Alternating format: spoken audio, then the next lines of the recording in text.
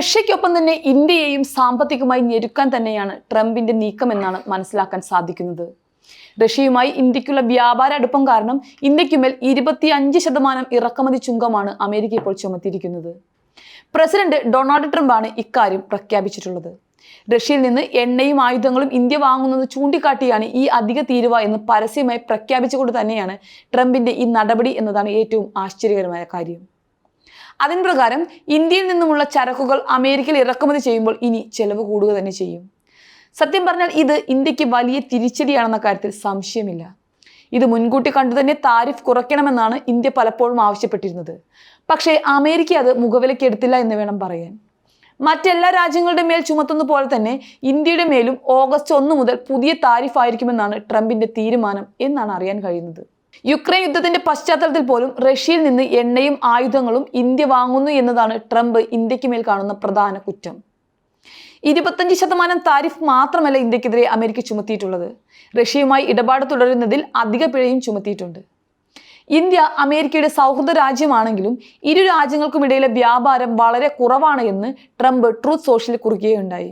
ഇതിന് കാരണം അമേരിക്കൻ ഉൽപ്പന്നങ്ങൾക്ക് ഇന്ത്യ ചുമത്തുന്ന അമിത താരിഫാണെന്നും ട്രംപ് പറയുന്നു. മറ്റേതൊരു രാജ്യത്തെക്കാളും ഉയർന്ന താരിഫും ഇതര നിയന്ത്രണങ്ങളും ഇന്ത്യ ചുമത്തുന്നു എന്നാണ് അമേരിക്കയുടെ പ്രധാന ആരോപണം.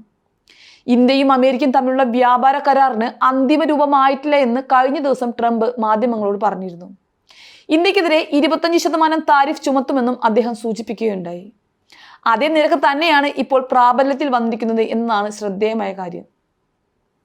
വിയറ്റ്നാമിലും ഇന്തോനേഷ്യയിലും അമേരിക്ക ഉയർന്ന താരിഫ് ചുമത്തിയ വേളയിൽ ഇന്ത്യക്കും സമാനമായ താരിഫ് ആകുമെന്ന് വാർത്തകൾ ഉണ്ടായിരുന്നു.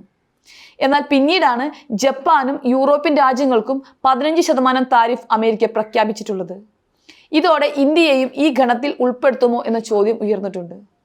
എല്ലാ പ്രതീക്ഷകളും അസ്ഥാനത്താക്കിയാണ് ട്രംപിന്റെ പുതിയ പ്രഖ്യാപനമുണ്ടായത്. ഇന്ത്യയും അമേരിക്കയും ഏറെ നാളായി ഇക്കാര്യത്തിൽ ചർച്ച നടത്തുന്നുണ്ടെങ്കിലും ധാരണയായിരുന്നില്ല. ഓഗസ്റ്റ് 1 മുതൽ പുതിയ നികുതി ആകുമെന്നും അതിനു മുൻപ് എല്ലാ രാജ്യങ്ങൾക്കും അമേരിക്കയുമായി കരാറിലെത്താൻ അവസരം നൽകുമെന്നുമായിരുന്നു ട്രംപ് പറഞ്ഞത്. ഇതുവരെ കരാറിലെത്താത്ത സാഹചര്യത്തിലാണ് ഇന്ത്യക്ക് 25% താരിഫ് പ്രഖ്യാപിച്ചിട്ടുള്ളത്.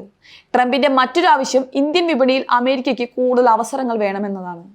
അങ്ങനെ എങ്ങാനും ഇന്ത്യ അനുവദിച്ചു കൊടുത്താൽ ഇന്ത്യൻ സംരംഭകരെ പ്രതിസന്ധിയിലാക്കുന്ന നീക്കമാകും അത് എന്ന കാര്യത്തിൽ ഒട്ടും സംശയമില്ല.